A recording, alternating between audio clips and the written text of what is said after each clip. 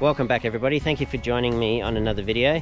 So I'm really excited about this one. I'm actually doing my first collaborative video with another team of YouTubers. So right now I'm going to flip the camera around and show you. I'm here with Zali and Elliott from the Dingo Channel.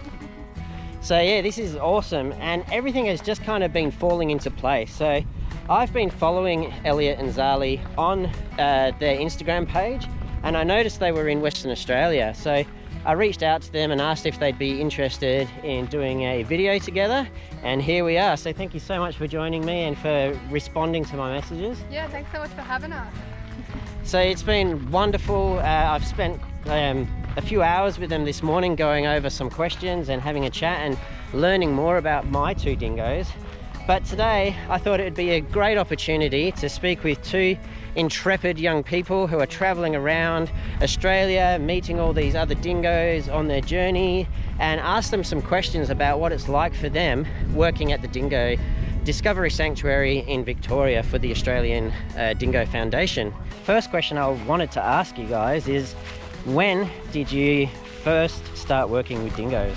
I think it was 4 years ago now, or 5 years ago now. We are from Melbourne, so we live quite close to the Australian Dingo Foundation Sanctuary, the Dingo Discovery Sanctuary and Research Centre. We went there just to cuddle some cute cubs and go for a tour. But as it turned out, when you go and do a tour, you learn all about dingoes. And I was just blown away by these incredible animals, our apex predator. So you did go to university? Yeah, sure did. So I have a Bachelor in Science, okay. Majoring in Wildlife and Conservation Biology. And was that really what kind of drew you guys to the Dingo Sanctuary in the first place? You just wanted to kind of go and see dingoes, had that kind of love for animals and just wanted to go see what it was all about? Yeah, that's it. We also didn't really know anything about dingoes. Like, sadly, the majority of Australia, I think, don't know much about dingoes. I really hope that's starting to change, and I think it is. There's some really cool science coming out now about dingoes and some cool books, and the Fable Parrot has a new book out that's up for a lot of awards at the moment called Wandy, which is incredible. So it's becoming a bit more in the spotlight for positive reasons rather than negative reasons, which is really cool. But yeah, originally we just didn't know anything about dingoes, so... Yeah, you mentioned Wandy. Tell us about Wandy. Isn't Wandy the world's most famous dingo? Yeah, he sure is. So Wandy is a pure alpine dingo. He came from the Victorian High Country. He has a bit of a different story where somebody in the small town of Wandillagong woke up one morning and had this cub in their backyard. They weren't sure whether it was a dog or a fox or a dingo to begin with, so they took it to the vet. Turned out it was a dingo, and after DNA testing we found out that he is actually a pure dingo. And the reason that's so significant is because we often get told that in the Victorian High Country we have no dingoes left, that they're all either crossed with dogs or they're all just wild dogs. So this was incredible because it then showed that there are actually pure dingoes existing in Victoria still, in the wild. Excellent. And yeah, I noticed you mentioned about the purity of dingo DNA and things like that. There is a lady that's working close with the Dingo Sanctuary at the moment, isn't there, to do a study based on DNA and genetics, dingo genetics. Could you tell us a little bit about that? Yeah, absolutely. So Dr Kylie Cairns, she's a really amazing person and doing a lot for the dingo. She's doing some really incredible and unique research looking at dingo genetics, so there's no one else in the world that can do quite what Dr Kylie Cairns does. And so when we get new dingoes from the Dingo Discovery Sanctuary that are rescues, we get the DNA test sent off to Kylie Cairns to be done, and she'll let us know whether or not they're pure dingoes. The research that she's doing is so vital because, as I was saying, we get told that there's no pure dingoes left, but we've actually learned from her research this is not the case at all. There's plenty of pure dingoes still surviving, and what's really sad about that is that they're just being controlled, shot and baited in national parks and on private property as well. So if we find out that they are actually pure dingoes, we can stop that happening because they are actually a native Australian animal, not a pest. So we've been walking the boys for a little bit and they wanted to have a little bit of a rest in the shade, so I thought this would be a great opportunity to sit down with you both and ask, what is the purpose of the Australian Dingo Foundation? Yeah, so the Australian Dingo Foundation has the Dingo Discovery Sanctuary and Research Centre where we do have dingoes on site. The foundation has three main goals, so that's education, which we're trying to help out with, non-invasive research. We actually have researchers come all the way from Yale University in America to come and do cognitive research on the dingoes. And then the last one is preservation of pure dingoes. So we do actually have breeding dingoes at the sanctuary as well. So you mentioned breeding dingoes at the sanctuary. Do the cubs head out to zoos and nature parks around the country, around the world? How does that work? Yeah, that's right. So the zoos and fauna parks have to put their orders in before the breeding season starts, and then we'll just breed dingoes for those locations around Australia. And how often do dingoes breed? Only once a year. So unlike domestic dogs, they only have one annual breeding cycle. So most cubs are usually born in winter. Okay. So if you've been to a zoo in Australia, there's a good chance you might have seen a dingo at the location where you are that has come from the Dingo Discovery Sanctuary, which is run by the Australian Dingo Foundation. Yeah, yep, absolutely. So how long has the Dingo Discovery Sanctuary been around for, and who runs that sanctuary? Yeah, so Lynn Watson is the founder. She's a really incredible person. She actually founded it with her late husband Peter. And the work that she does is just so integral to dingo conservation. She's one of the leading dingo conservationists around Australia. And she's had dingoes for I think 20 plus years now. Yeah, a long time. And you have what, 40 plus dingoes at the sanctuary? We do, yeah. Yeah, and you mentioned just now about Yale. You have some scientists that come out from Yale, and I remember when we were talking back at my place, you were talking about the cognitive research side of things. Could you go into that a little bit more? What have they been doing with the dingoes to test their intelligence? Yeah, I find this really interesting and really fun to talk about. So Yale University at the Canine Cognition Lab, they usually are only testing domestic dogs, and I think they might have done some studies on wolves as well, and comparing dogs and wolves. But they also come out and study the dingoes and see how they compare to domestic dogs, and they have actually come out and said that dingoes are the smartest canines that they've ever tested, which is really cool. So that would mean the dingoes are the smartest canine in the world, which is pretty awesome. One of the studies that they do is a puzzle. So it's a 3-part puzzle, and the aim is to get a treat out of the end of it. I'm pretty sure it's a rope, a lever, and then lifting up the last part of the puzzle. Yep, to get the treat. And domestic dogs actually couldn't do this by themselves. They actually needed a lot of coaxing by their owners, and they definitely couldn't do it the first time they saw the puzzle to actually complete it and get the treat.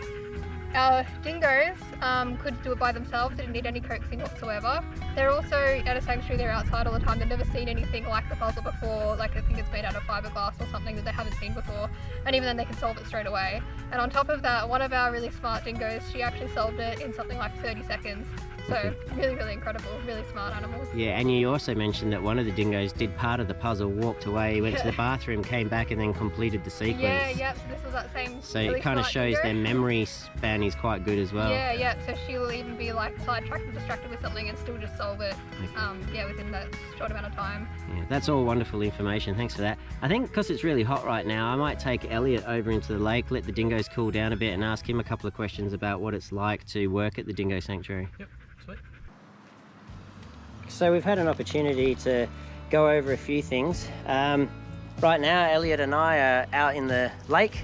Thought it'd be a good opportunity for the dingoes to have a forage and sniff around and a play fight. But I wanted to ask about like maintenance and upkeep. What kind of work will volunteers be doing? Is there a lot of like fixing and things like that? You know, do they look for labourers and things that can help with repairs? Yes. Or do you already have volunteers that do that? Yeah, so basically we do have a couple of full-time volunteers that dedicate their time each and every week. Their names are Paul and Gail. They do a tremendous effort back at home, so shout out. Yeah. But yeah, they're doing anything between lawn maintenance and everything, and garden care, to repairing fences and pens and enclosures and stuff, because the dingo's natural behaviour at the end of the day is very cheeky. So they're constantly getting into digging holes and everything, because that's just what they do. They are den animals at the end of the day.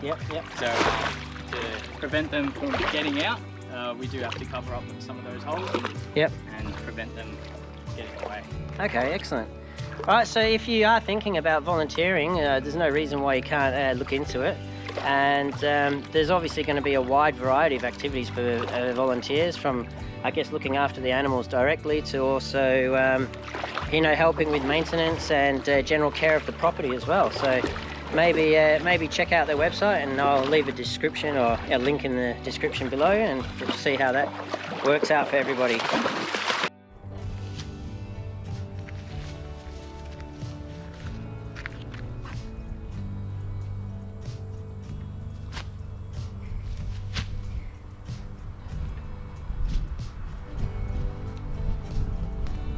What is it? What is it? Rusty. Rusty.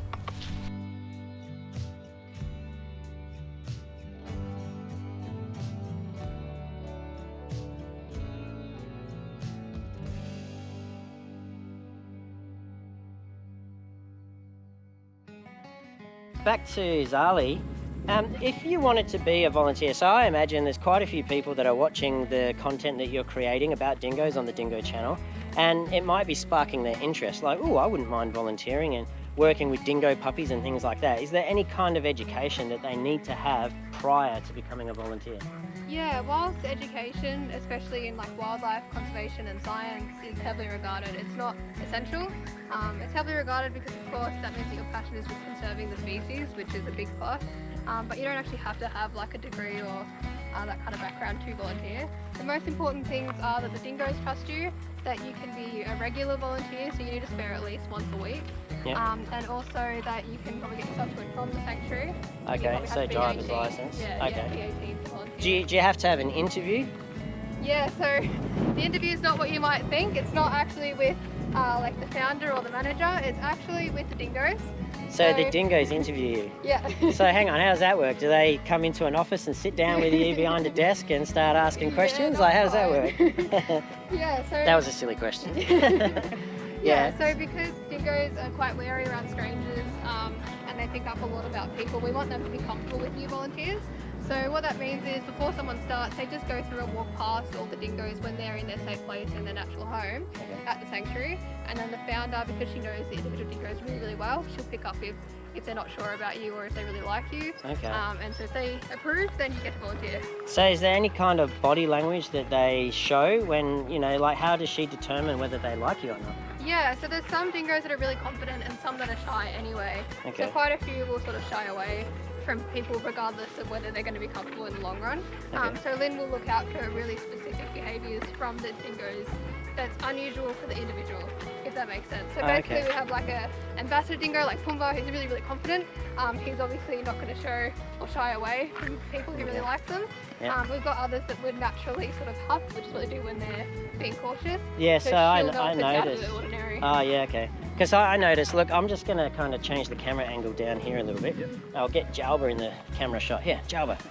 All right, so I noticed that when Elliott and Zali came over today, Jalba here, he was chuffing, and I don't know, people might see that as a sign of aggression, but it's actually just them being a little bit scared. Is that right? Yeah, that's right. We normally see that they chuff without making too much noise because they're probably warning their family members or their partner that there's danger around. Ah, right. Is what we're thinking. But yeah, basically a bit of a chuff or a snuff just means that they're not sure about this person. Yeah. Might be feeling a bit uncomfortable. Okay. So after about 20 minutes though, both of these guys were quite comfortable with Elliott and Zali. As you can see, they've been walking them on lead, and they're both already adjusted and comfortable. Like, is that typical like dingo behaviour? Do they all you know, become accustomed and comfortable with people straight away, or do some of them still show like shyness and caution? Yeah, so at the sanctuary, there's probably only 3 to 5 dingoes that are really comfortable around people straight away. The rest of the dingoes naturally are just quite shy and wary. Sometimes it can take 20 minutes or an hour, sometimes it can take months. Or even a year before they start trusting people. And I think Elliott was saying that a couple of the dingoes are still kind of shy around you. Is that correct? Yeah, correct. Yep. Yeah, It's and part of their character. And how long were you volunteering at the sanctuary? Well, for example, we've been there for 4 years now. And, but for example, with that is the dingo that I sponsor back at home. I tried my best to kind of win his acceptance. Okay. So I just kind of go into the paddock with him every day I was there, and just try and get him as comfortable as possible. Okay, it wasn't until 18 months later that he actually built up the courage enough to come and give me a little kiss on the cheek. Okay. But, you know, just the And is that? I think there's actually a video footage of a dingo kissing you on the cheek. Is that? Yeah. Is that what? Is that? Oh, it's him. Oh, you got that on camera. That's awesome. Okay, so that's something. So we've actually been chatting with each other for a couple of hours now. Elliott and Zali came to my house and we sat down around the dining table and we were talking about some of the things we were gonna maybe bring up in this video. One thing we didn't talk about that you've just mentioned is sponsoring a dingo. Can you sponsor dingoes? Yeah, correct. Well, there you go. Because of the organisation being non-profit, yeah, we welcome sponsors. And they can have little care packages as such where they get some photographs of the dingoes and like monthly updates and stuff like that. Oh, excellent, beautiful. And they can check on their progress and see how they're doing. Correct. Yep. Yeah, absolutely. And do they get any kind of idea as to what the contribution goes towards? So it would go towards feeding and just the general Upkeep, veterinary bills, I imagine. Yeah, vet bills, maintaining the enclosures, yeah, making sanctuary grounds look nice, and keeping the dingoes happy and well fed. Yeah. Okay, cool. Oh, that's awesome. So if anybody out there is thinking that, you know, sponsoring a dingo would be something fun and interesting for their kids, I mean, it'd be a great way for your kids to start learning about dingoes, then by all means check out the Dingo Discovery Sanctuary, yeah. So is it the Dingo Discovery Sanctuary? Yeah. Yeah, so okay. The sanctuary, and then online you can look up the Australian Dingo Foundation. So they're the organisation that runs the sanctuary. Okay, and there's information on the website about adopting dingoes? Yeah, absolutely. Oh, that's awesome. Link that below, perhaps.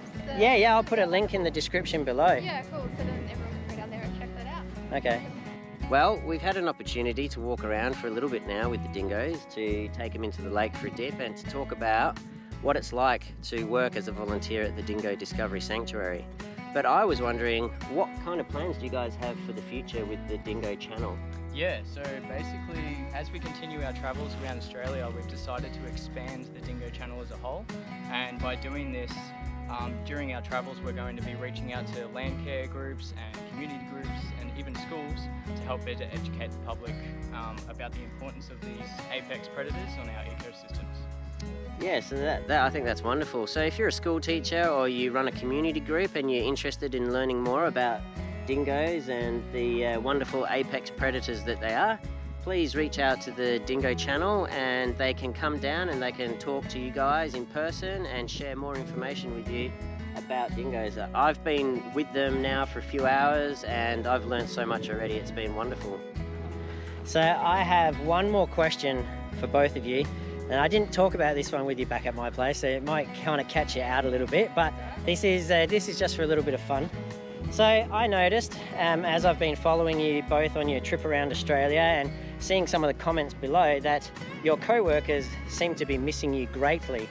So do you ever think in future there will be a pair of dingoes at the sanctuary called Elliott and Zali? Oh.